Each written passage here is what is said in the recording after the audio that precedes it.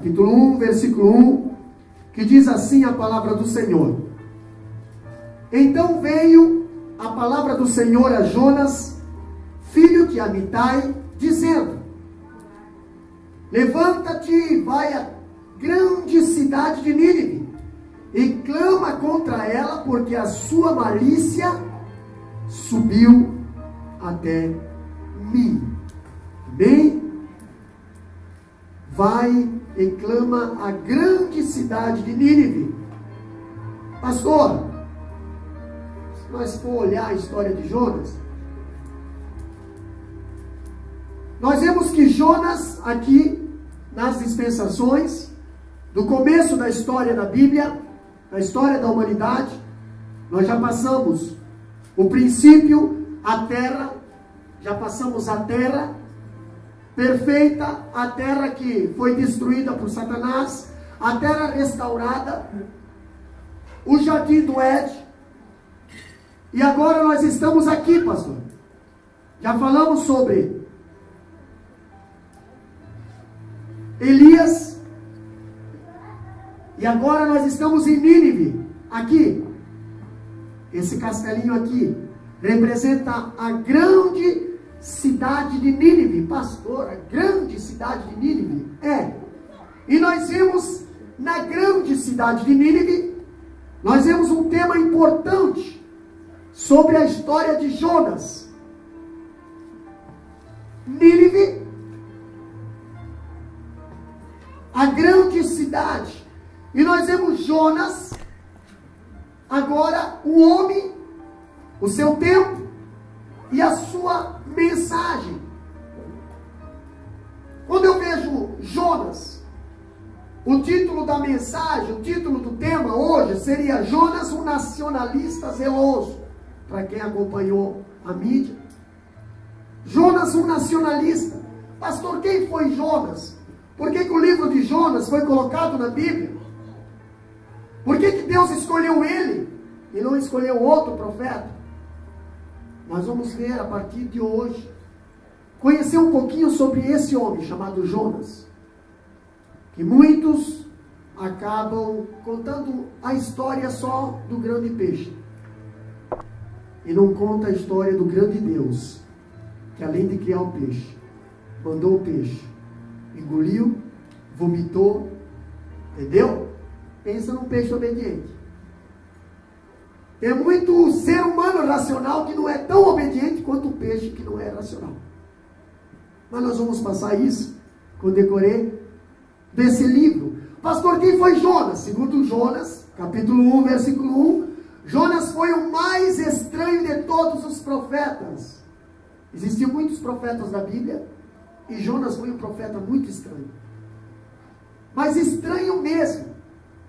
Entendeu? A sua mensagem, meus irmãos, ela produziu efeito até naqueles que não ouviram diretamente. Até os animais sofreram com a mensagem de Jonas. Pastor, segundo o livro de Jonas, no entanto, nenhum pregador foi tão bem sucedido quanto Jonas. Jonas foi um pregador bem sucedido. Nem mesmo Jesus, pois muitos se opuseram à sua pregação. E agora nós vemos, no hebraico, o sermão de Jonas, a sua pregação, ela compunha só apenas 5 palavras e nada mais. Você já viu uma mensagem de 5 palavras? Pastor, eu fico aqui 1h30. Eu sou muitas das vezes meia calça, eu sou paletó. Às vezes ela não surte efeito. Jonas, com 5 palavras, surtiu efeito que salvou uma cidade inteira. 5 palavras, pastor, está na Bíblia isso? Está na Bíblia. No hebraico, em Jonas capítulo 3, versículo 4, diz bem assim, ó: 40 dias, Nínive será subvertido. Só. Já pensou você chegar agora numa cidade e dizer bem assim: 40 dias e a cidade tal será destruída? E essa mensagem foi tão impactante que o povo começa a se arrepender e Deus muda a sentença. Nós vamos estudar a partir de hoje o livro de Jonas. Pastor, quando eu vejo isso, o sermão de Jonas, ele surtiu tão grande impacto, mas o escritor afirma que Jonas fez todo o possível para que a sua missão fracassasse. Você já viu? Todo mundo quer que a missão se dá bem, né? Vamos cantar? Vamos cantar. Nossa, tomara que o nosso louvor se dê bem. Vamos pregar? Vamos pregar. Então, lasca a nossa pregação. Nossa, pelo menos alcance os corações. Vamos tocar? Então, nossa, agora pensa num pregador que chega aqui, irmã Cíntia. Tomara que a minha pregação não dê nada. Tomara que a minha pregação não alcance nada, não toque em nada. Tomara que ninguém ouve a minha pregação. Tomara que todo mundo fique distraído na hora do culto para que ninguém ouça a minha pregação. Você já ouviu isso? Jonas era esse tipo de profeta. Você vai entender por que Jonas pensava assim. Jonas tinha um espírito indignado. Você já conheceu pessoas que têm espírito indignado? Por qualquer coisinha fica indignado. Você não vê um espírito de ânimo na vida dela, só um espírito indignado. Qualquer coisinha, nada presta, nada funciona, nada está legal, tudo está errado. Jonas tinha um espírito disso, um preparo insatisfatório. Jonas tinha, pastor, um sermão medíocre. Porque todo mundo vem aqui com um sermão preparadinho, bonitinho, todo cheio de canetinhas, mocinho bonito. Jonas não. Queria nem saber. Apenas 4 palavras era o sermão dele. Pensa. Papel de bala já cabia. Pastor, quando eu vejo Jonas, eu vejo o resultado desse sermão, o resultado do trabalho de Jonas. Deveria ser um resultado errado, mas deu um resultado com sucesso. O camarada teve sucesso mesmo não querendo que tivesse sucesso. Você já viu isso? Ai, tomara que dê errado. E dá certo. O cara, ele não capricha e dá certo. O cara faz de tudo para ganhar conta na firma e eles acabam colocando o cara lá em cima no cargo de confiança. Jonas era assim com a missão dele. A missão que Deus colocou na vida dele. A maioria dos pregadores trabalham duramente para obter resultados. Jonas trabalhou duramente para não ter bons resultados. Pastor, por que o senhor... Porque eu estou dando uma introdução do livro de Jonas. Você vai entender depois o porquê que Jonas lutou tanto para que não acontecesse o que Deus queria que acontecesse. Por que Jonas fugiu? Porque Deus teve que movimentar até os animais para fazer Jonas voltar para os caminhos e para os projetos que Deus tinha designado na vida dele. Quando eu olho Jonas não foi o único pregador da história que ficou frustrado com o seu sucesso. Ainda vejo alguns estudiosos dando rédeas para a imaginação nos dias de hoje. Nós vemos muitos pregadores. A maioria das histórias, quando é contada de Jonas, é usado o peixe. Se lembra daquele profeta lá que o peixe engoliu? Se lembra? Me lembro. Pois é, você se lembra da história por causa do peixe. Né? Muitas das vezes você não se lembra da história no mar por causa do Deus que usou o peixe. Mas sim por causa do peixe. Hoje nós somos mais voltados para as coisas da terra do que para as coisas do céu. Ainda vendo, todavia o peixe não era a personagem principal do livro. Nós vemos que a personagem principal era Deus. Foi Deus que chamou Jonas lá de Israel. Foi a vontade de Deus que colocou uma ordem na vida de Jonas para ir lá pregar contra Nínive. Entendeu? Não foi o peixe. Pastor, o peixe, ele só é citado 2 vezes no livro de Jonas. Só 2 vezes esse grande peixe, que para muitos é considerado a baleia, mas a Bíblia não diz que é baleia. No original diz um grande peixe. E quando a Bíblia fala um grande, quando sai da boca de Deus a palavra grande, não é qualquer peixinho ali que a gente consegue pescar e botar dentro do naviozinho, não. É grande mesmo. Quando Deus fala, haverá um grande terremoto, é grande terremoto. Grande destruição, é grande destruição. Quando grande sai da boca nossa, tu pode se considerar para Deus uma coisa mínima, não é nada. Agora, quando grande sai da boca de Deus, aí você pode olhar lá para aquele versículo: grandes coisas fez o Senhor por nós, e por isso estamos alegres. Pastor, na minha vida, qual foi uma grande coisa que Deus fez? Deus pegou um débil mental e fez ser perfeito. Isso a medicina não consegue fazer. Eu tenho certeza que na tua vida, Deus fez grandes coisas também. Que aos olhos humanos pode ser grande, aos olhos de Deus é pequenininho. Quando eu vejo Deus falando isso, eu vejo que o peixe só é citado 2 vezes no livro de Jonas. E muitas das vezes se lembra do livro de Jonas por causa do peixe. Olha só, pastor. Deus foi quem envia o peixe. Foi Deus quem enviou a tempestade. Foi Deus que envia o peixe para engolir o Jonas. E também foi Deus que envia o peixe para vomitar o Jonas. Ainda mais, foi Deus que envia novamente, comissiona Jonas. Depois que Jonas foi vomitado, depois que Jonas está lá, Deus vai lá e fala: Jonas, vai lá e Nínive pregar contra Nínive. Entendeu? E nós muitas das vezes ouvimos só falar do peixe, peixe, peixe, peixe, peixe.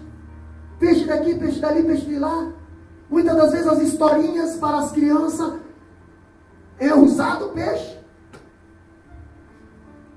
E nós não esquecemos que o Deus usou peixe. Foi Deus que usou o peixe. Mas o Deus que usou o peixe, nós não damos tanta prioridade quanto o peixe, que é criatura de Deus. Quando eu falo do peixe, esse peixe foi que uma imaginação, segundo muitos historiadores e artistas, eles desenham baleia, desenham um monte de tipos de peixe.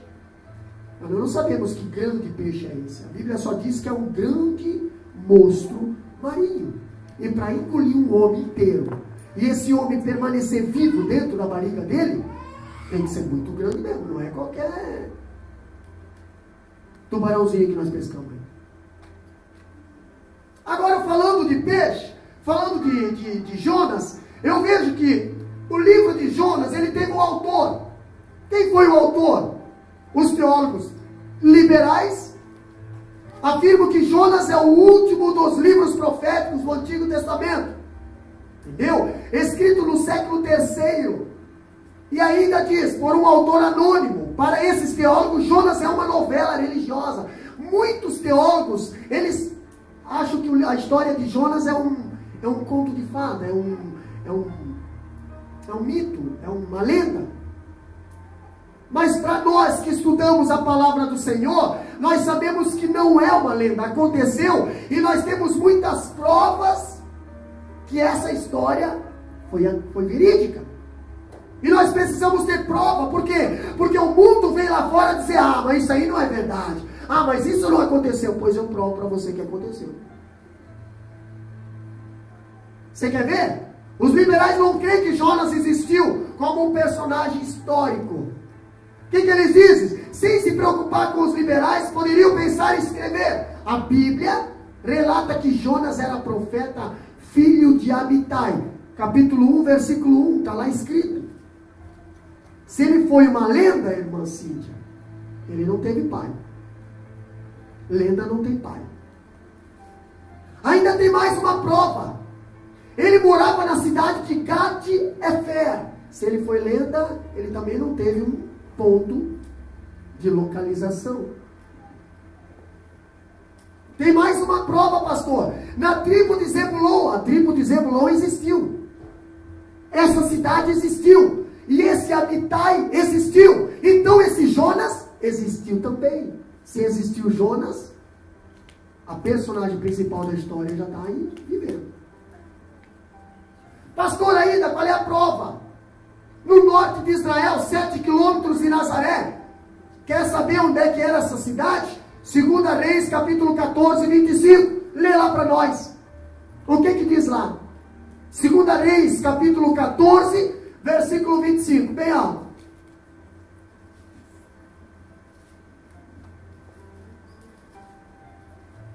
Vamos lá. Também este restituiu os termos de Israel, desde a entrada de Amate até o mar da planície, conforme a palavra do Senhor, Deus de Israel, a qual falara pelo ministério do seu servo Jonas, filho do profeta Amitai, o qual era de Gat-Hefer. Olha a prova aqui que o profeta Jonas, tinha um ministério profético. Tinha um pai e ele tinha uma nacionalidade, um local onde ele viveu. Entendeu? Pastor, ainda falando, o nome Jonas, o que é? Quer dizer, Yonah, no hebraico significa pomba. Tá? Mas a vida de Jonas nega o seu nome. Você já viu uma pessoa com nome? O nome significa uma coisa, a pessoa é outra. Você vê uma pessoa que o nome significa, vamos supor, o nome significa amor, mas o camarada é o ódio. O cara tem um nome que significa bondade, mas a pessoa é uma ruindade. Jonas era assim. O nome dele significa pomba. Ai, pombinha, coisinha mais linda do mundo. Mas o cara era uma fera. O bichinho era ruim. A vida de Jonas nega o seu nome. Como disse Dionísio, ele era um pavão, não uma pomba. Ele tinha muito orgulho de si próprio. Ele tinha orgulho da sua nacionalidade. Ele tinha tanto orgulho de si que ele não queria nem que os seus companheiros, ou as pessoas que estavam passando por dificuldade, os seus inimigos, se salvassem. Mesmo Deus falando para ele, Jonas, vai lá, prega contra Nínive. Eu vou pregar, mas eu não quero que salve. Sabe quando Deus fala assim, ame seus inimigos? Aí você diz, eu vou amar, mas por mim, quero que morra. Você fala bem assim às vezes, né? O teu pensamento. Jonas profetizou prosperidade no reino norte. Jonas foi um profeta lá do reino norte de Israel, lá em cima. E naqueles tempos os ricos ficaram mais ricos e os pobres ficaram mais pobres. 2 Reis, capítulo 15, versículo 20. E ele tinha consciência, por exemplo, de que seus dias, a grande ameaça para Israel era a grande Síria. Por quê, pastor? Foi os assírios que invadiram o norte de Israel. Se lembra da história de Naamã? Pois é, Naamã era um chefe do exército do rei da Síria. E ele estava invadindo Israel. E a própria Bíblia diz que por muitas das vezes Deus tinha dado vitória para a Síria em cima de Israel. Quem é que morava em Israel? Jonas e a sua família. Agora imagina agora, os inimigos que vinham saquear Israel, agora Deus manda o profeta de Israel ir lá pregar salvação para eles. Será que o camarada ia? Será que Jonas iria? Ele tinha consciência, por exemplo, de que os seus grandes inimigos era a Síria. 2 Reis, capítulo 15, versículo 19. Jamais ele iria querer que a Síria se salvasse. A Síria que fez Israel sofrer um monte, fez a família dele sofrer um monte, matava para possuir as terras de Israel. Agora ele vai lá e dizer assim, vocês se arrependam para ganhar salvação? Não, eu quero mais que eles morram. Eu quero mais que Deus mate essa turma. E Deus falou, não vou matar, você precisa pregar primeiro. Eu só posso matar essa turma se eles não se arrepender. Mas eles nem ouviram a palavra ainda. Vai lá e prega contra Nínive. E nós vimos que Deus mandou Jonas pregar contra a cidade de Nínive. Qual foi o tempo, pastor, que Jonas profetizou ou que Jonas viveu? O nome Jonas só é citado no Antigo Testamento, fora do seu livro, apenas uma vez, que é lá, 2 Reis, capítulo 14, 23 a 25, que conta a história dos reis e conta a história do ministério profético. Só ali, senão é só no livro de Jonas. Nós vimos que o livro ele tem um ataque grande aqui, pastor, olha aqui, Jonas morava aqui no norte. norte de Israel. Aqui é o sul de Israel, aqui é Jerusalém. Jonas morava aqui, ó. A Síria é aqui, ó. A Síria vinha e invadia o norte. Agora Deus fala para Jonas: Jonas, vai e prega contra Nínive. E o que Jonas faz? Jonas, em vez de ir a Nínive, Jonas desce a Jope. Pega um navio e vai a Tarse. Jonas morava aqui, ó. Pastor, por que Jonas não queria ir? Qual foi a razão principal de Jonas não querer ir? Quando eu vejo o tempo em que Jonas, o profeta Jonas, viveu, está ali, no capítulo 14 de 2 Reis, versículo 23 a 25, diz o tempo que Jonas viveu. Quando que Jonas viveu? Peraí, se Jonas viveu, tem que ter um tempo, tem uma data. Se tiver um tempo, se tiver uma data, tu pode ter certeza que aconteceu. Quando você conta uma história que não tem tempo, lugar, nem data, nem pontos de referência, nem pessoas que conviveram junto, você pode dizer: essa história não é verdade. Agora, quando você conta uma história, onde você menciona lá em Macai, no sábado de manhã, acontecia cultos assim, assim, assim, aonde pessoas de nome tal, fulano tal, a participar. Peraí, não tem como dizer que era mentira. Entendeu? Nós temos referência. Qualquer coisa, procure a familiares. Talvez essas pessoas já morreram, de tantos anos que passou, mas procure familiares, os familiares, que eles vão dizer: não, realmente, meus avós participaram também de culto, papai era assim. Vai haver confirmação. Então não tem como os historiadores dizer que a história do livro de Jonas é uma lenda. Dizer: isso não aconteceu. Porque aconteceu. No capítulo 14 de 2 Reis, diz bem assim, ó, versículo 23. No 15º ano de Amazias, filho de Joás, rei de Judá. Referência, data. Se tem referência, se tem data, aconteceu. Não tem como dizer que é uma lenda. Entendeu? Pastor, quando nós provamos a verdade, não tem como alguém dizer que isso é uma mentira. Mentira é quando não tem prova. O livro é um livro sobre ataque. Por que um livro sobre ataque, pastor? Porque a razão principal da rejeição do livro foi qual? A incredulidade. Não aceitam os historiadores de que os milagres que acontecem nesse livro. É difícil dos historiadores acreditarem nesses milagres. Que tipo de milagre, pastor? Primeiro, um peixe segurar uma pessoa 4 dias dentro do ventre. Um peixe segurar 4 dias uma pessoa viva dentro, lá debaixo da água, pastor. Você já ficou 4 dias debaixo da água? Já, pastor, uns 4, 5 cilindros, né, nas minhas costas, beleza. Só que dentro da boca do peixe não entra oxigênio. Você entendeu? Dentro da boca do peixe, lá no estômago, nas entranhas, né, tem ácido que desmancha outros peixes, outras coisas. Só não desmancha latinha de cerveja, latinha de coca, que eu vi agora uma postagem de uma baleia morta na beirada da praia, cheia de lixo. Agora, uma pessoa desmancha, que é carne. 4 dias essa pessoa já estaria em decomposição. Mas o Jonas está protegidinho lá dentro. Eles não acreditam nisso. Não acreditam que nosso Jesus ressuscitou. Aí é pesado, né, irmão Carlinhos? Eles têm fé. Eles acreditam em um monte de coisa que não fala, não come, não faz. Mas no Jesus que ressuscitou, eles não acreditam. E olha que o camarada apareceu para Tomé e disse: coloca a mão aqui. Coloca a mão aqui. Vocês estão vendo? Apareceu para mais de 500 pessoas. E ninguém acredita nele. Eles ainda falam que os seus milagres não existem. Logo, se não existe, a sua profecia também não deve ser considerada verdadeira. Pastor, a profecia de Jonas não foi considerada verdadeira para esses camaradas. Se eles dizem que a história de Jonas ou do peixe não existiu, então a profecia de Jonas também não existiu.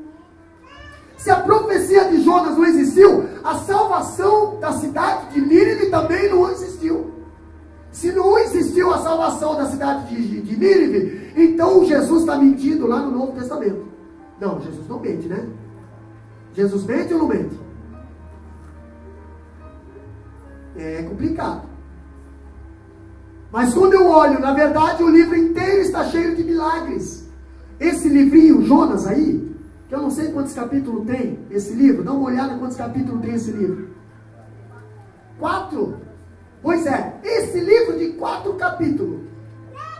Nós vamos ver aqui, no decorrer de hoje, a partir de hoje, nos cultos de ensino, quanta coisa sobrenatural aconteceu nesses 4 capítulos aí. E você vai entender que o Deus que você serve não é qualquer Deus, não. O Deus que você serve é um Deus vivo. É um Deus vivo. Pastor, foi Deus. Olha aqui, ó. Na verdade, o livro inteiro está cheio de milagre. E não apenas o fato de Jonas ter sido engolido pelo grande peixe e de ter sobrevivido. Mas olha só, um dos milagres foi Deus quem enviou a tempestade atrás de Jonas. Foi Deus que enviou a tempestade atrás de Jonas. Jonas fugiu e Deus mandou uma tempestade atrás. Pastor, já vamos entrar, nós vamos entrar nesse livro. Por que tem tanta tempestade perseguindo nós, pastor? Jonas estava fugindo de algo que Deus queria que ele fizesse. Ainda falando, foi Deus quem acalmou o mar quando Jonas foi lançado na água. Não foi os marinheiros que acalmaram o mar. Não foi Deus que acalmou o mar. Você imagina o mar assim, ó, e o barco lá querendo cair, e o barco querendo tombar. Daqui a pouco Jonas reconhece que era ele o errado ali. Estou fora da direção de Deus, por favor, me jogue. Por que te jogar? Porque se eu me jogar, eu estou cometendo suicídio. Eu tenho uma missão a fazer. Suicida não faz missão. Suicida perde a salvação, correto? Não posso tirar minha vida. Então me jogue. Você vai ver que as coisas vão voltar ao normal. Quando uma pessoa cristã está fora da direção de Deus, até o ímpio passa trabalho. Até o ímpio fica atribulado. Consegue incomodar até o ímpio. Até o ímpio fica... Nossa, tem prejuízo. Por quê? Por causa de um crente fora da direção de Deus. Foi Deus que acalmou a tempestade. Foi Deus que mandou o grão de peixe lá engolir Jonas. Foi Deus. Não foi outra coisa, foi Deus. Pastor, o que diz ainda? Foi Deus que preservou Jonas 3 dias no ventre do peixe. 3. Foi Deus. E muitas das vezes nós contamos a história de Jonas só falando do peixe. Pastor, foi Deus quem deu ordem para o peixe vomitar Jonas. Ô peixe, vai lá e vomita essa coisa ruim lá fora. Né? Graças a Deus que o peixe não tinha mão. Já imaginou o peixe tendo mão? Na mesma hora que o Jonas entrou na barriga, ele já tem que tirar essa coisa daqui, essa coisa que não desenvolve. Você já comeu uma coisa que não desmanchou no estômago? Hã? Fica com aquela coisa lá, não desmancha no estômago, desmancha. Assim era Jonas na barriga do peixe. Jonas não desmanchava. Era aquele peso e o peixe, quem sabe, acabar batendo. Eu estou pensando, né? Querendo botar na goela para não vomitar. Foi assim que aconteceu. Você acha que o peixe não queria vomitar o Jonas? Mas na mesma hora que engoliu uma porcaria agora. Engoliu uma porcaria, essa coisa não vai desmanchar. Né? E Deus preservou Jonas 3 dias lá. Lá dentro das entranhas do peixe. Foi Deus que fez isso. Foi Deus. Né? Foi Deus que produziu um quebrantamento no povo ninivita. E ao mesmo tempo brotar, oferecer uma grande misericórdia. Foi Deus. Quando Jonas saiu, foi lá e pregou 40 dias, se vocês não se arrepender, Deus vai destruir, contando de agora, 40 dias. O povo se arrependeu, o povo se vestiu de saco, o povo pediu, clamou misericórdia, até animais jejuaram, 40 dias. E aí, pastor, foi Deus que fez isso. Porque a Bíblia fala que quem convence o homem é o Espírito Santo. Agora, convenceu uma cidade, uma das maiores cidades, pastor, era grande a cidade? Foi Deus que falou que a cidade era grande, não foi o homem não. Quando Deus chama Jonas, Deus fala bem assim, ó, vai, levanta e prega a grande cidade de Nínive. Não está falando uma cidadezinha não, uma vilazinha não. Entendeu? É uma, não vou mencionar o nome, mas eu poderia comparar uma cidade lá do sul com uma, né? Vai e prega a grande cidade de Nínive. Deus está falando que a cidade de Nínive não era pequena, era grande. Quando Deus fala grande, é grande mesmo. Foi Deus quem fez brotar uma planta para trazer sombra e alento ao profeta. Também foi Deus que fez a planta secar. Não foi o homem. Pastor, tudo isso está nesses 4 capítulos aí, tudo isso está nesses 4 capítulos. E nós só vemos a baleia nesses 4 capítulos. E nós só vemos o peixe. E a história de Jonas é só no peixe. Não, irmão, tem muita coisa na história de Jonas. Foi Deus que fez aquela planta nascer. E foi Deus que fez aquela planta morrer. Para quê? Para ensinar alguma coisa para Jonas. Semana passada, retrasada, nós estávamos aqui no estudo sobre Elias, e nós falamos que era Deus que colocava água no ribeiro de Querite, mas também foi Deus que fez secar o ribeiro de Querite.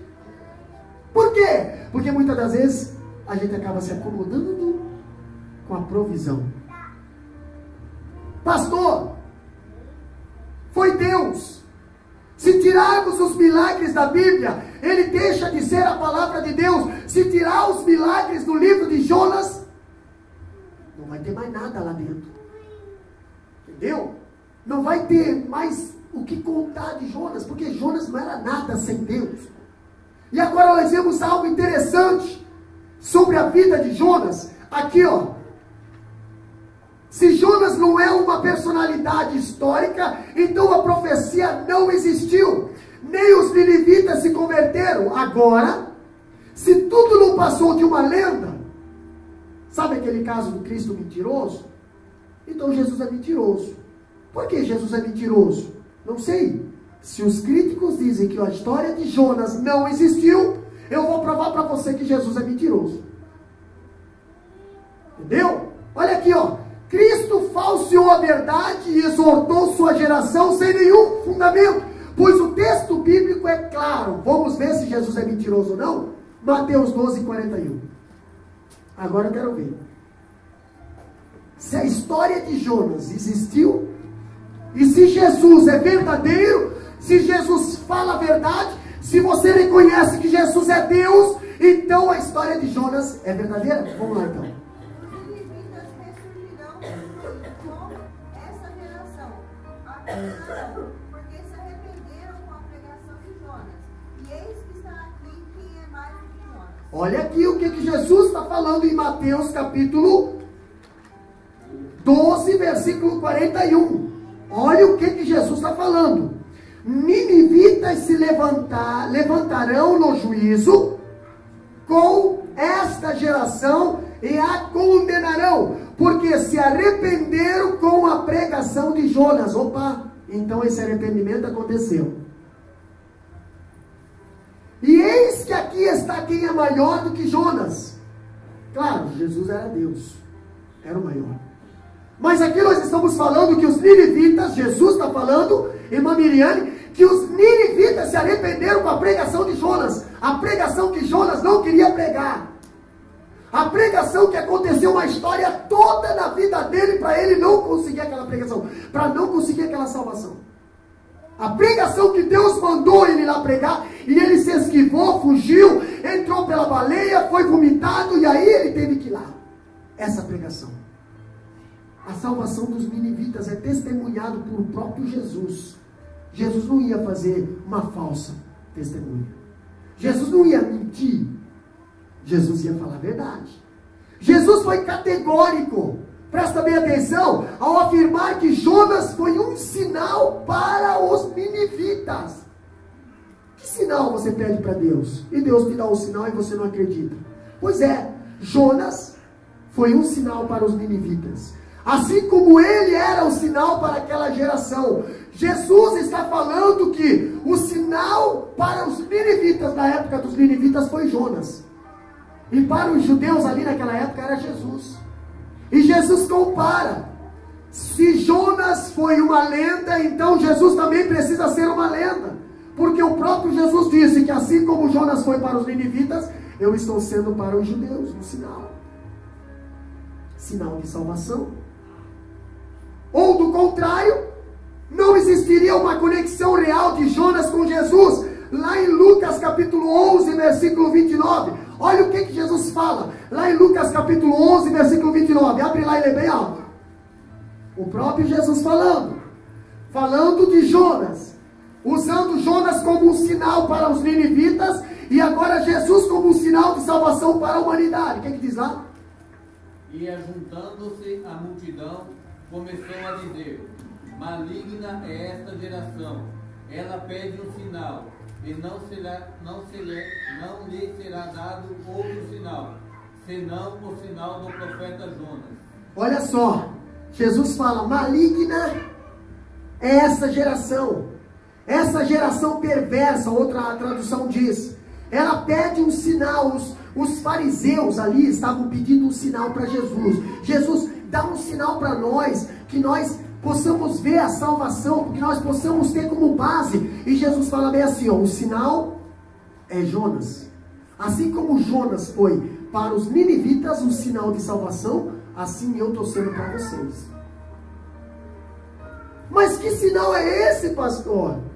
Que sinal é esse? Olha aqui, o escritor diz que enquanto os teólogos liberais consideram o livro de Jonas apenas uma lenda ou uma parábola e não creem na sua historicidade, Cristo creu.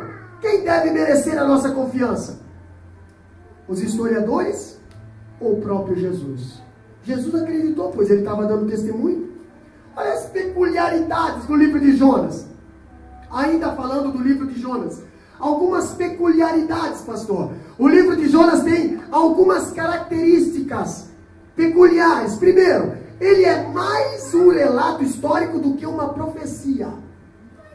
Entendeu? Mais tipo uma biografia de uma pessoa do que uma profecia. Profecia ali no livro de Jonas, só encontramos 4 palavras. 40 dias e a cidade será destruída. E o resto do livro, pastor? É só falando dos erros e acertos de Jonas.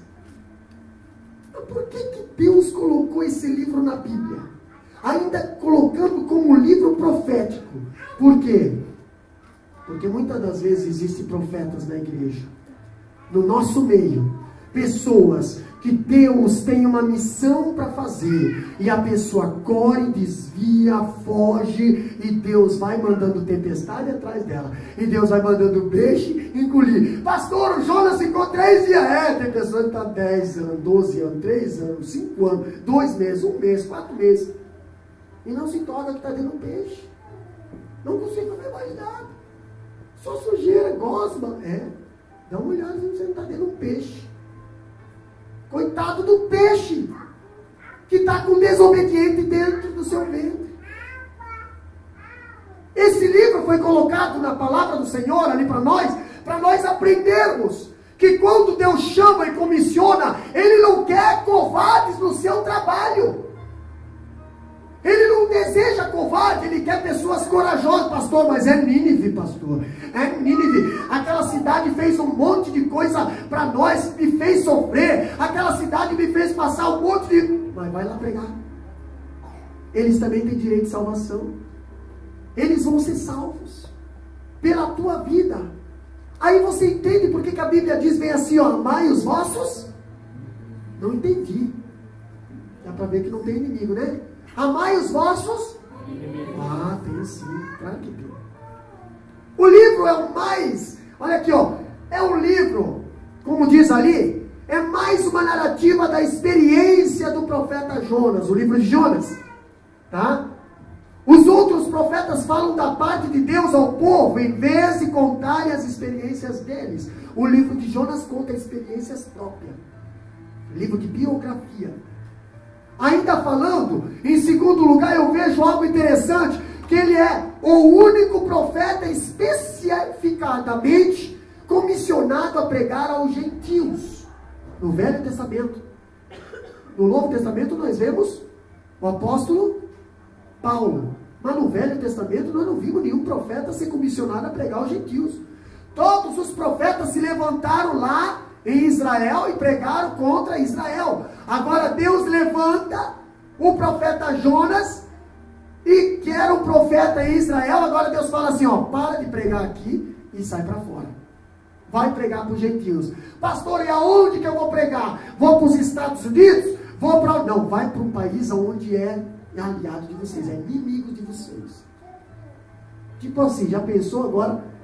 Deus manda o irmão Marlon, que está sendo usado aqui na Austrália. Deus manda, ó, vai lá no Kim, não sei o que lá, Coreia do Norte ou Sul? Coreia do Norte, vai lá pregar lá. Pastor, mas lá não dá nem para entrar, o cristianismo não entra. Mas eu estou mandando lá. Aí o irmão Marlon pega e vai, mas em vez de ir para a Coreia, ele vai lá para os Estados Unidos, lá em Boston, né? Las Vegas. Vamos para a França também, Itália. A Austrália também é bom, né? Mas só que no caminho acontece alguma coisa.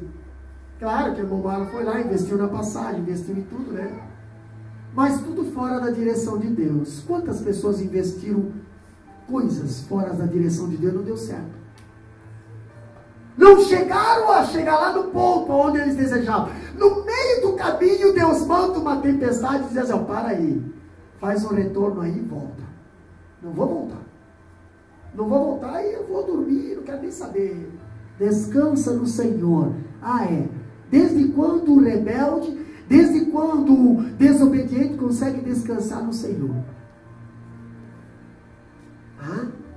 Desde quando?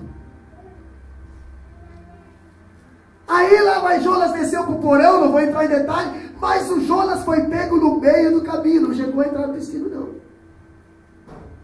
Pastor, quando eu vejo que o Jonas é o único profeta especificadamente comissionado a pregar aos gentios, é o grande livro missionário do Antigo Testamento. O livro de Jonas é um livro missionário no Antigo Testamento. Nós vimos muitos livros missionários, as cartas do apóstolo Paulo, são tudo livros missionários, livros de obra missionária. Mas no Novo Testamento nós não vimos nenhum livro de obra missionária, a não ser o livro de Jonas. O livro de Jonas é um livro missionário no Velho Testamento. Jonas foi o único profeta que saiu pregar ao povo que não era da raça dele, que não era da linhagem dele.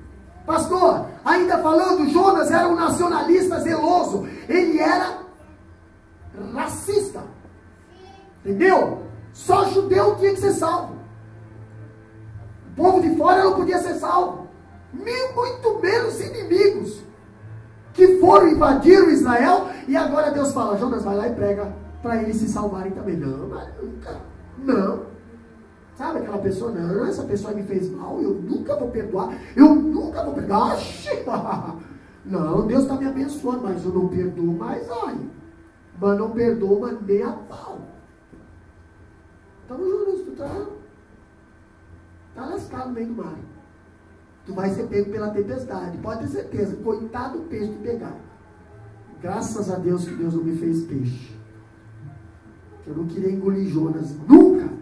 Pastor, a Bíblia fala que Nínive, a grande cidade para proclamar contra Nínive, menciona pela primeira vez em Gênesis capítulo 10, versículo 11. Pastor, a cidade de Nínive é mencionada pela primeira vez na Bíblia em Gênesis capítulo 10, versículo 11. Da história de quem? Você vai ver lá a história da Torre de Babel, mas antes você vai ver Nimrod, um descendente de Noé, entendeu? Que construiu cidades, e uma das cidades que foi construída foi Nínive. Por isso que a palavra Nínive, ela vem de Nimrod. Entendeu? A cidade de Nínive é uma cidade antiquíssima, na história bíblica. Nós vimos que a história da cidade já está lá em Gênesis capítulo 10.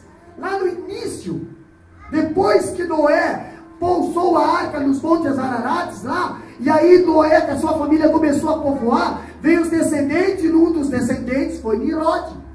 E do Nimrod surgiu a cidade Nínive. Foi Nimrod que construiu a cidade de Nínive. Também a cidade de Babilônia e outras cidades. Ela foi a capital do império da Assíria. Pensa numa cidade. Ainda falando, pastor, sobre a cidade de Nínive. Aqui, ó. Foi a antiga capital da Síria. Situava-se à margem do rio Tigre. Entendeu? Senaqueribe fez a capital da Síria. E os medos persas destruíram em 612 a.C. Nínive era a maior cidade do mundo naquele tempo. Como é que a gente sabe que ela era a maior cidade do mundo? Porque Deus fala, irmã Bruno. Capítulo 1, versículo 2 de Jonas. O que diz lá? Bem alto. Capítulo 2 de Jonas. Capítulo 1, versículo 2. Levanta-te, vai à grande cidade de Nínive. Beleza, quem está falando aí? Quem é que está falando aí? Deus está falando para quem? Beleza, Deus falou, levanta-te e vai à grande cidade de Nínive. Deus está falando que a cidade de Nínive era grande. Olha o capítulo 3, versículo 2, o que diz lá? Porém Jonas se levantou para fugir da presença do Senhor, para Tarsis. E descendo a Jope, achou um navio que ia para Tarsis.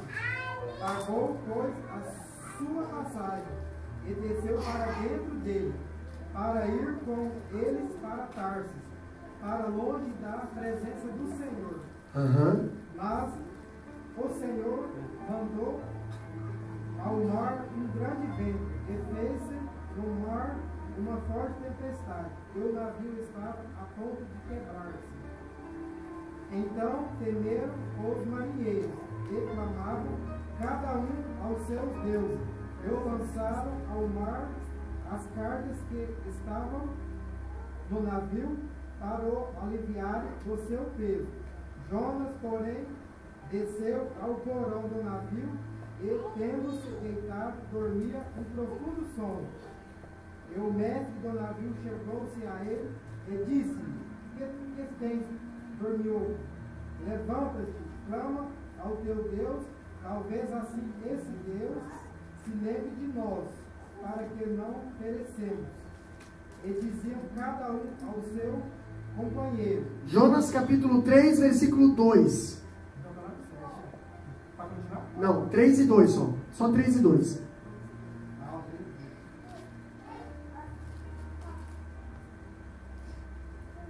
Levanta-te e vai à grande cidade de Nínive. Ó, quem está falando aí de novo? Deus. Jonas capítulo 4, versículo 11. Quem que diz lá? Bem alto. E não hei de eu ter compaixão da grande cidade de Nínive. Quem está falando aí? Deus. Deus fala 3 vezes no livro de Jonas, se nós for procurar, mas nós vamos achar. Deus fala com a sua própria palavra, com a sua própria boca, grande cidade de Nínive. Levanta-te e vai e prega contra a grande cidade de Nínive. E não tem eu compaixão da grande cidade de Nínive. É Deus que está falando. Então Nínive não era pequena. Nínive era grande. Pastor, ainda falando, os pecados dos pagãos sobem até os céus e ofendem Deus. Você acha que os pecados não ofendem Deus? Você acha que precisa alguém clamar a Deus? Deus, está vendo isso? Está vendo? Irmão, a podridão do pecado nessa terra está ofendendo Deus. Está fazendo Deus ficar impaciente lá no céu. A ponto de Deus, pastor, lá na Síria não tinha um santo só. Um justo, não tinha ninguém. Deus teve que chamar alguém de fora para ir lá pregar contra a Nínive, contra a Síria. Entendeu? O escritor acrescenta que o propósito do livro de Jonas é ensinar que a providência e o cuidado de Deus não se limita a Israel, mas se estende também aos gentios. Por isso que hoje nós estamos aqui na casa do Senhor. Porque a salvação era só para o povo de Israel. Mas o povo de Israel rejeitaram. Jesus veio, mas o povo de Israel rejeita até hoje. Por isso que vão ser enganados no Apocalipse. Vão ser enganados com o falso Cristo. Entendeu? Porque o verdadeiro Cristo não veio para encher ego de ninguém. O verdadeiro Cristo veio com humildade. Veio com a verdade. Não veio montado em cavalos e cavalos, mas ele veio montado num jumentinho. Não, esse não é o nosso Cristo. O próprio apóstolo Paulo pregava que a salvação é através da cruz, mas a cruz para o povo judeu era escândalo.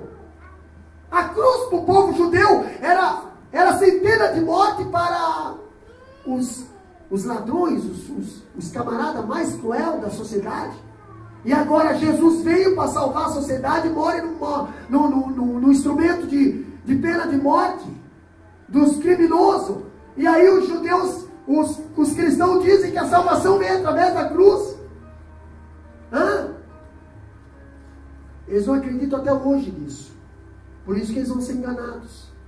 Por isso que a salvação se estendeu aos gentios, nós. Os filhos rejeitaram. Entendeu? Agora, quando eu vejo o livro de Jonas, eu vejo algo interessante ainda, que o livro de Jonas termina com uma pergunta retórica. Qual foi a pergunta retórica? Foi esse versículo que a irmã Miriam começou a ler. Pode ler ele todinho agora, que é o último versículo do livro de Jonas. O livro de Jonas termina com uma pergunta. E muitas das vezes a nossa vida precisa ter essa pergunta. Por que os nossos inimigos não podem ter misericórdia de Deus? O que diz lá, irmã Miriam? E não hei de eu ter compaixão da grande cidade de Nínive, em que há mais de 120.000 pessoas que não sabem discernir entre a mão direita e a mão esquerda, e também muitos animais. Olha só, meu irmão, Deus está fazendo agora um cálculo de quantas pessoas tinha nessa cidade.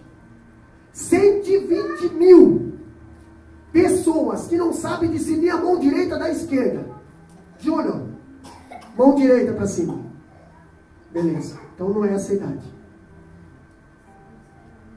Agora, se eu for perguntar para Radassa, Betel, Giovana e a Mariana, mão direita para cima. É esse tipo de criança que Deus estava falando. Que na cidade de Nínive tinha 120.000. Então imagina quantos adultos não tinha. Quantos pais não tinha. Quantos irmãos adultos não tinha. Se só de criança que não sabia discernir mão direita e da esquerda, tinha 120.000. Grande, né? Haja creche para tudo isso. Pois é. Deus teve misericórdia. São peculiaridades do livro de Jonas que nós precisamos prestar atenção. Para nós discernir o tamanho dessa cidade. Deus, ele falou bem assim para Jonas: não hei de ter compaixão da grande cidade de Nínive, que tem 120.000 inocentes ainda. Quem não sabe discernir a mão direita e a esquerda, ainda está na responsabilidade dos pais o ensino. Entendeu? Então ainda há 120.000 pessoas com a mente pura para ser ensinada a verdade. Há uma geração ainda que precisa crescer conhecendo a verdade, pastor. Não vamos rejeitar uma geração por causa dos idólatras, dos assírios. Ainda 120.000 ali ainda que não sabe discernir a mão direita da esquerda. Se lembra do profeta Elias? Quando Deus falou lá na caverna: ô Elias, ainda há 7.000 que não se prostraram. Será que eram adultos? Ou será que eram crianças? Há um ponto de interrogação aí, né?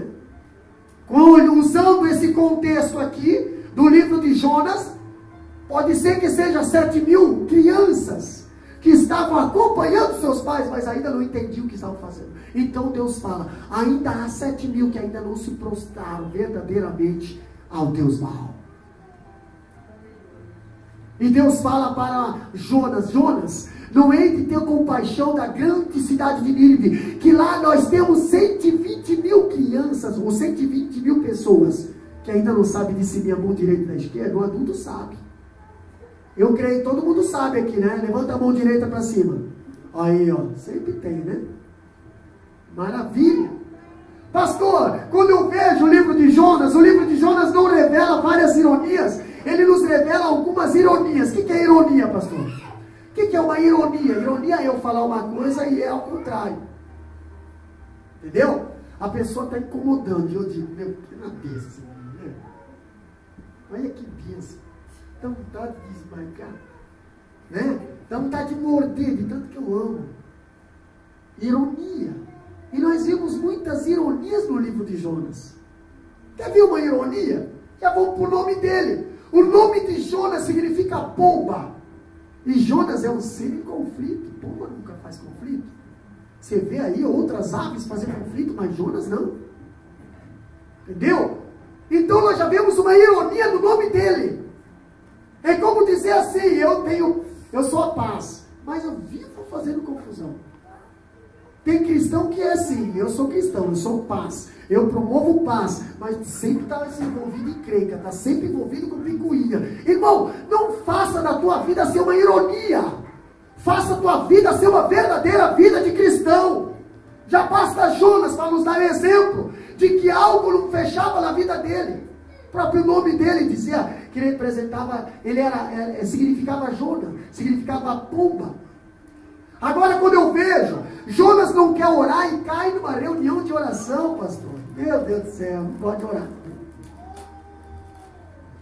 Não gosta de orar. E sabe onde é que Jonas caiu? No meio dos marinheiros. Os marinheiros eram daqueles bem zelosos, né?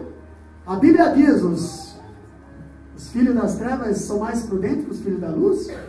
Caiu no meio dos camaradas que eram conservacionistas lá, né? Idólatra, mas eram valorados, eles tinham fé. E o camarada dizia, ei, o que você está fazendo aqui? Por que você está dormindo no meio da tempestade? Por que você está dormindo no meio da tempestade? Nosso barco está indo a pique e você não clama ao teu Deus. A Bíblia diz, ei, da onde tu és? Qual é o teu povo? Da onde tu vem? Para onde tu vai? E foi ali que Jonas teve que se entregar. Eu estou fora da direção do meu Deus.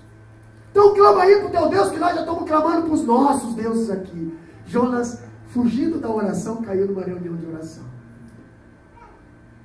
Uma ironia, né? Pastor, outra ironia que eu vejo no livro de Jonas, é que Jonas não quer pregar, mas na sua mensagem de negação de obediência aos pagãos, eles são salvos. Jonas, ele vai pregar, não com vontade que os ninivitas se salvem. Mas mesmo naquela vontade de não os ninivitas se salvam, os ninivitas se salvam. E Jonas fica indignado. Por que tu salvou aqueles camaradas, Deus? Por que fica empurrado e fica sentado debaixo do pé lá? E daqui a pouco Deus faz, debaixo do pé não, lá no deserto, daqui a pouco Deus faz nascer um negócio, faz uma sombra. Ai, coisa boa, oh, maravilha, né? Daqui a pouco Deus manda um bichinho, mordeu o pé e o pé morre. Aí ele fica bravo com Deus, por que Deus mandou o bichinho para morrer? Matar o pé, mas por que matar o pé tão lindo? Fica bravo com Deus. Aí Deus fala assim, tu está aí preocupado com esse pé? E não se preocupa com os ninivitas? Pois é. Jonas é um camarada em conflito. Ele é o único que diz, eu sei. Ele é o único que reconhece os seus erros. Entendeu? Capítulo 1, versículo 12, lê lá para nós. Jonas é o único que diz, eu sei, mas vive de forma contrária ao seu conhecimento. Quantas pessoas hoje dizem, sabem, mas vivem ao contrário? O que diz lá? E ele lhes disse, levantai-me e lançai-me ao mar, e o mar se aquietará, porque eu sei que por minha causa o sobreveio uma grande... Olha só, Jonas, ele é um camarada que além dele estar fora da direção de Deus, está no lugar de desobediência, ele ainda reconhece. Eu sei. Vocês estão passando por essa dificuldade porque é culpa minha, eu sei. Entendeu? Eu sei. Como diz o outro, eu sou réu, confesso. Eu estou pecando proposital. Essa tempestade aí, por que tu acha que eu fui dormir? Para mim não ver. Vocês estão sofrendo por minha causa. Eu sei. Jonas fala isso. Capítulo 4, versículo 2. O que que diz lá? O que que diz o capítulo 4, versículo 2? Bem alto. Orou ao Senhor e disse: Ah, Senhor.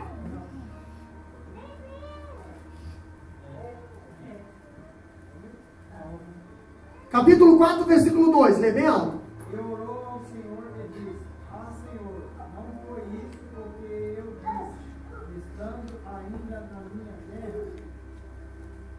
E orou ao Senhor e disse: Ah, Senhor, não foi isso que eu disse, estando ainda eu na minha terra?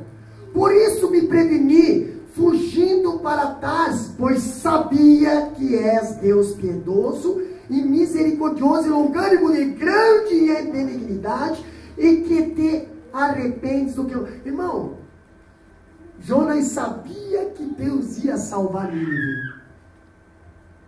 Jonas sabia que Deus ia resgatar Nínive daquela condenação. Jonas sabia que Nínive ia se arrepender. Jonas sabia. Ele confessou para Deus: Ah, Deus. Ah, Senhor. Não foi isso que eu disse estando ainda na minha terra.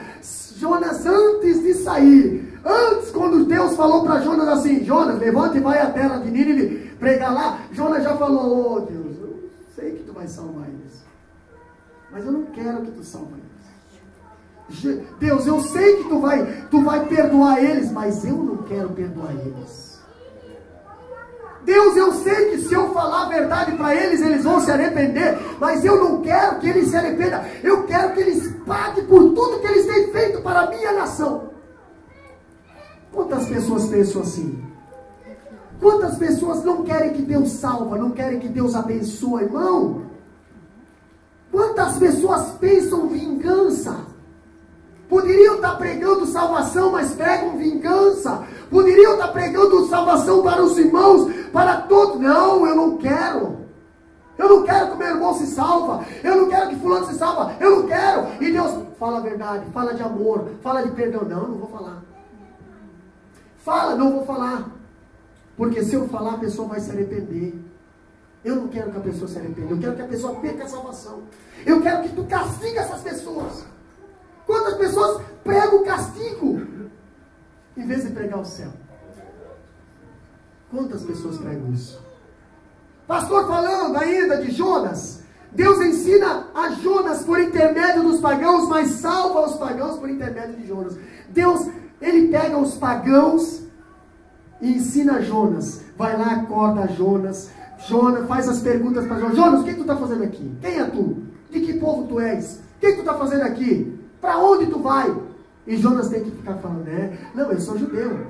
Eu sou judeu. Não, eu sou profeta. Não, eu estou indo para Tarsis. Mas tu está fazendo o quê? Vai fazer o quê? Não, na realidade eu era para ir para Nínive. Não vou mais. Mas por que você não vai? Não, porque... Ainda os pagãos perguntam para Jonas bem assim, ó: que ocupação é a tua? Irmão, quantas vezes um ímpio lá fora pergunta para você bem assim, ó: que ocupação é a tua? Aí você fala bem assim: eu sou um crente. Aí o cristão, aí o ímpio lá fora fala bem assim, ó: mas crente age dessa maneira? Aí, pastor, agora pegou pesado. Não, hoje é culto de ceia. Quantas vezes o ímpio lá fora nos bate no nosso rosto e diz bem assim, ó: escuta, o que tu és? Eu sou crente. E crente pode fazer isso? Crente pode roubar? Crente pode beber? Crente pode fazer isso? Crente pode adulterar? Crente pode enganar? Crente pode mentir? E aí você vai dizer: não, então por que você está fazendo? Jonas estava sendo ensinado pelo ímpio. Por quê? Porque ele estava fora do lugar dele. Ele era um profeta fugitivo. Jonas sabia que estava errado. E na oração que ele fez lá dentro do ventre do peixe, ele reconheceu: ah, Deus, eu sei o porquê que está acontecendo isso. Eu estou fora da direção. Pastor, ainda falando, para nós encerrar, Enquanto Jonas mergulha no sono da indiferença, os marinheiros lutam com a paixão indômita pela vida. Irmão, quantas das vezes você deveria estar acordado, lutando pela vida das pessoas que não são cristãs ainda? Não, você está acomodado, dormindo. Se lembra do e-mail do Quelite? Pois é, muitas das vezes Deus faz a água secar para você ter que se levantar e tomar uma posição. Tem gente lá fora lutando pela vida, meus irmãos. Tem gente lá fora que não conhece o Deus que você conhece. E estão lutando, estão acreditando em pedaço de barro, estão acreditando em pedaço de gesso, estão acreditando em pedaço de água, estão acreditando em um monte de coisa. Mas eles estão acreditando e você tem o Deus vivo e não acredita.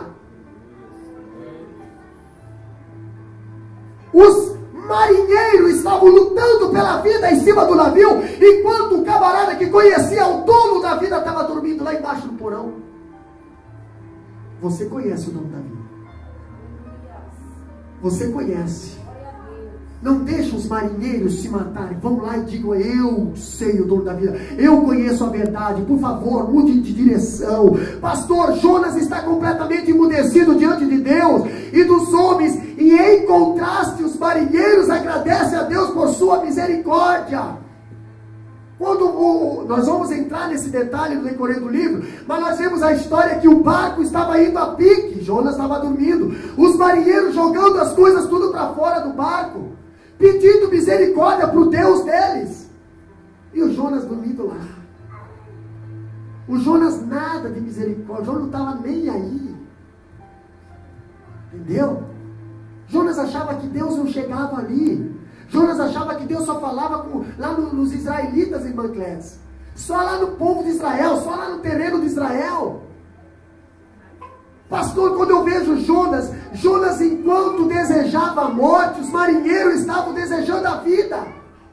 Jonas não estava nem aí para a vida dele, nem para o ministério dele. Tanto é que ele falou para os marinheiros: me jogue na água.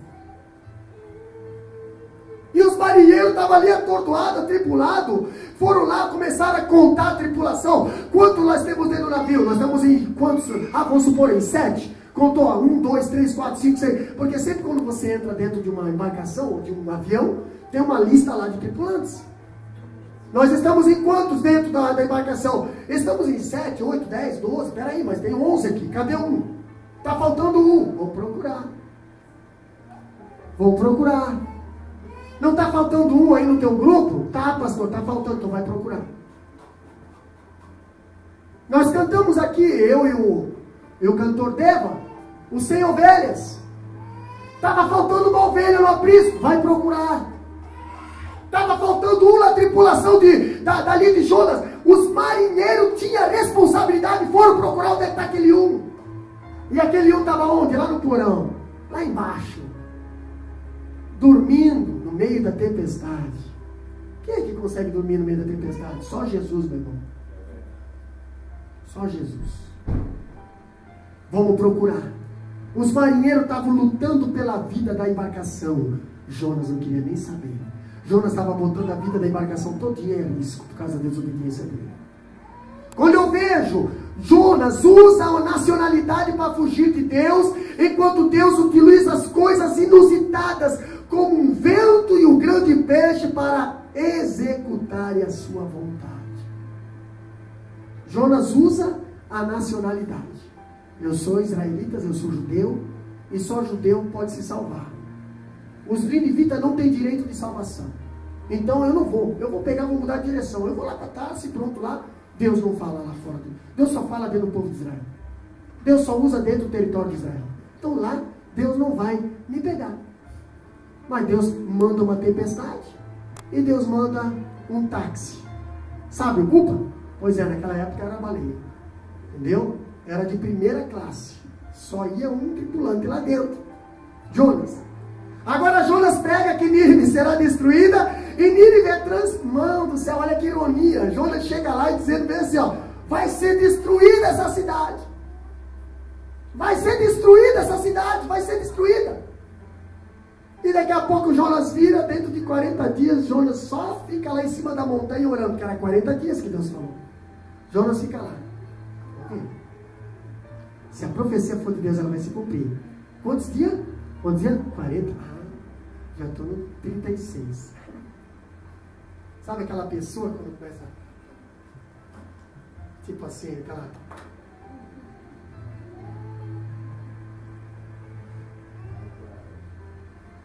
Estou na mão de Deus. Meu Deus é forte. Não mexe com o escolhido. Sabe aquele ar de vingança? Jonas era a mesma coisa. Talvez você encontre uma pessoa por aí. Talvez lá para... Não sei para onde lá. Né? Aquela pessoa que... 1000 cairão ao teu lado, 10.000 do direito. Não vai ser atingido. Ai, 39 dias, irmão Carlinhos. 40 dias. É hoje. Nínive vai ser destruído, irmão Cíntia. Quero ver o estrago. 41. Bom, eu devo ter me perdido nos dias, porque Deus, talvez ele, né, os números dele são um pouquinho mais longos. 42, 43. Jonas se obriga a ir para a oração. Deus, por que você não destruiu a cidade? Quem sabe Jonas desceu para a cidade de novo, entrou dentro da cidade e encontrou um povo diferente, irmão Dema. Encontrou um povo não mais idólatra, encontrou um povo humilde, temente ao Senhor, adorando a Deus, quem sabe cantando aquele louvor. Adorador é tudo que eu sou. Tu és o Deus que me... Meu Deus do céu. Jonas pegou, empurrou e saiu da cidade. Por que tu perdoou a cidade? Por que? Aí Deus, lá no último versículo, Deus responde Jonas. Por que eu não posso ter compaixão dessa grande cidade? Por que eu não posso ter compaixão dessa... Irmãos, se nós vamos comparar, nós vamos estudar esse livro de Jonas, nós vamos ver que até os animais, eles jejuaram. O povo se arrependeu, irmão. O povo hoje quer mudança de vida. Só precisa alguém de coragem para falar a verdade. Entendeu? Por que as pessoas hoje não querem mais que as pessoas mudam? Ei, Diácono Moelde, por que as pessoas não querem mais que as pessoas não fiquem da maneira que você está? Por quê? Mudança. A diferença no comportamento. Entendeu? Quando nós mudamos para servir a Deus, nós começamos a pensar nas coisas de cima e deixamos as coisas da terra. O povo não quer mais mudança, por quê? Porque as coisas de cima nós temos que lutar, nós temos que sofrer, nós temos que conquistar as coisas da terra. O diabo dá. O diabo dá, pastor? Dá. Mateus 4 diz. Jesus foi levado lá em cima da montanha e o diabo falou bem assim, ó, tudo isso te darei se prostrares me adorar. Então não é fácil conquistar, não é difícil conquistar as coisas da terra. Facinho. Agora, conquistar as coisas do céu é difícil.